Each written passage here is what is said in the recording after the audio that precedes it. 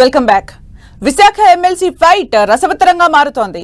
తగినంత సంఖ్యాబలం లేకపోయినా రంగంలోకి దిగాలని కూటమి పార్టీలు డిసైడ్ అవ్వడంతో పసందైన రాజకీయానికి తెరలేచినట్లయింది. కేవలం 838 ఓట్లు ఉన్న ఈ ఎన్నిక రెండు ప్రధాన రాజకీయ పక్షాలకు ప్రతిష్టాత్మకంగా మారింది. సిట్టింగ్ స్థానం కాపాడుకోవడానికి వైసీపీ అసెంబ్లీ ఎన్నికల్లో మొదలైన జైత్రయాత్ర కొనసాగించాలని కూటమి పార్టీలు ప్రయత్నిస్తున్నాయి. ఇప్పటికే వైసీపీ అభ్యర్థిగా మాజీ మంత్రి బొత్స డిసైడ్ అవ్వగా కూటమి నుంచి 5 నేతలు పోటీకి ఆసక్తి చూపుతున్నారు.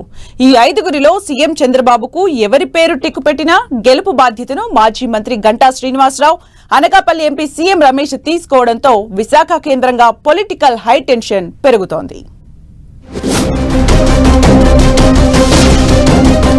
విశాఖ కేంద్రంగా మరో హోరాహోరీ పోరుకు తెరలేచింది.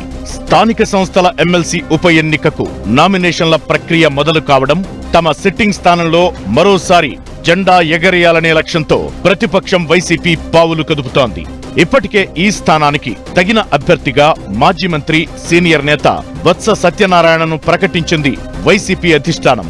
విశాఖ స్థానిక సంస్థల ఎమ్మెల్సీ ఓటర్లుగా మొత్తం 838 మంది నమోదయ్యారు. వీరిలో 636 మంది ఎంపీటీసీ సభ్యులు, 36 మంది జెడ్పీటీసీ సభ్యులు, 97 మంది జీవీఎంసీ కార్పొరేటర్లు, 28 మంది నర్సీపట్నం కౌన్సిలర్లు, 25 మంది యలమంచిలి కౌన్సిలర్లు ఉన్నారు. ఇక ఎమ్మెల్యేలు, ఎంపీలు ఎక్స్ అఫీషియో సభ్యులుగా ఓటు వేస్తారు. అయితే మొత్తం 838 ఓట్లలో వైసీపీకే మెజారిటీ ఓట్లు ఉన్నాయి. కానీ అసెంబ్లీ ఎన్నికల తరువాత ఈ బలాబలాల్లో మార్పు వచ్చిందంటున్నారు. దీంతో కూటమి పార్టీలు తమ అభ్యర్థిని బరిలోకి దింపాలని డిసైడ్ అయింది. ఆగస్టు 30న ఎన్నిక జరగనుండటం, ఈలోగా బలం పెంచుకోవాలని కూటమి పావులు కదుపుతుండటంతో ఎన్నిక రసవత్తరంగా మారింది. కూటమి అధికారంలోకొచ్చిన తరువాత తొలి ఎన్నిక కావడంతో సవాల్గా తీసుకున్నారు ఉమ్మడి విశాఖ జిల్లా నేతలు. టీడీపీ రాష్ట్ర అధ్యక్షుడు పల్లా శ్రీనివాసరావు సొంత జిల్లా అయిన విశాఖలో ఎట్టి పరిస్థితుల్లోనూ గెలవాలని టార్గెట్ పెట్టుకున్నారని చెబుతున్నారు. అంతేకాకుండా జిల్లాలో టీడీపీ, బీజేపీ, జనసేన పార్టీలకు బలమైన నేతలు ఉండటం వారంతా వ్యక్తిగతంగా తమ ప్రతిష్టకు పరీక్షగా భావిస్తున్నారని అంటున్నారు. స్పీకర్ అయ్యన్న పాత్రుడు, హోంమంత్రి అనిత, మాజీ మంత్రి Ganta Srinivasarao, Anakapalli BJP MP CM Ramesh వంటి హేమాహేమీలు కూటమి అభ్యర్థి గెలుపు బాధ్యతలు తమ భుజస్కంధాలపై వేసుకున్నట్లు ప్రచారం జరుగుతోంది. పైగా వైసీపీ అభ్యర్థి బొత్సను చట్టసభల్లో అడుగు పెట్టనీయకూడదని సీఎం చంద్రబాబు పంతంగా పెట్టుకోవడంతో కూటమి అభ్యర్థి గెలుపు కోసం ఏం చేయడానికైనా వెనకాడొద్దని కూటమి నేతలు తీర్మానించుకున్నట్లు చెబుతున్నారు. మరోవైపు వైసీపీ అభ్యర్థి గెలుపు కోసం ఆ పార్టీ సర్వశక్తులు ఒడ్డుతోంది. ఇప్పటికే క్షేత్రస్థాయిలో ఓటర్లను వ్యక్తిగతంగా కలుస్తున్న బొత్స ఒకవైపు విజయనగరం, విశాఖపట్నం నేతలకు మండలాల వారీగా బాధ్యతలు అప్పగించారు. మరోవైపు మాజీ సీఎం జగన్ కూడా ఈ ఎన్నికను సవాల్గా తీసుకుని party Uttarandhra incharge MP YV సుబ్బారెడ్డికి ఎన్నిక బాధ్యతను అప్పగించారు. దీంతో ఇరు పార్టీలో బడా లీడర్లంతా ఓటర్లను వ్యక్తిగతంగా కలిసి వారిని ప్రసన్నం చేసుకోవాలని ప్రయత్నిస్తున్నాయి.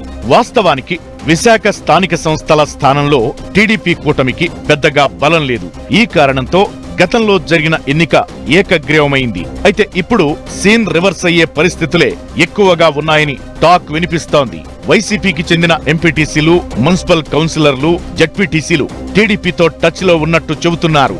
మొత్తంగా 838 ఓట్లు ఉంటే అత్యధికంగా ఓట్లు ఉన్న ఎంపీటీసీ సభ్యులపై టీడీపీ ఫోకస్ చేసింది. ఇదే సమయంలో 5 ఏళ్లు ప్రతిపక్షంలో కొనసాగే కన్నా ఇదే అవకాశంగా భావిస్తున్న ఓటర్లు టీడీపీ లేదా జనసేనల్లో ఏదో ఒక పార్టీని ఎంచుకుంటున్నారు.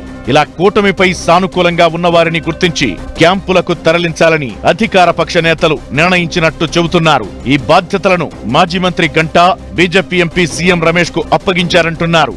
గ్రామస్థాయి నేతలను ఆకర్షించడంలో ఇద్దరు దిట్టగా చెబుతున్నారు. విశాఖ జిల్లాలో గంటాకు, అనకాపల్లి ప్రాంతంలో సీఎం రమేష్ కు మంచి సంబంధాలు ఉన్నాయి. వీరికి ఎమ్మెల్యేలు సహకరించాలని నిర్ణయించారని చెబుతున్నారు. దీంతో బొత్సకు దీటుగా కూటమి నుంచి బడా లీడర్లు రంగంలోకి దిగడంతో ఎమ్మెల్సీ వార్ హైటెన్షన్ గా మారింది. ఇక సామాజిక సమీకరణాలు కూటమికే అడ్వాంటేజ్ గా మారే అవకాశాలు ఉన్నాయంటున్నారు. వైసీపీ అభ్యర్థి బొత్స తూర్పు కాపు సామాజిక వర్గానికి చెందిన నేత కాగా ఆ సామాజిక వర్గానికి విశాఖ జిల్లాలో మాత్రమే ఓట్లు ఉన్నాయి. అవి పరిమిత సంఖ్యలోనే అని చెబుతున్నారు. ఇక కూటమి నుంచి ఎవరు బరిలోకి దిగినా సామాజికంగానూ పై చేయి సాధించొచ్చనే ప్లాన్ చేస్తున్నారు. మొత్తానికి విశాఖ పోరు ఉత్కంఠగా మారుతోంది.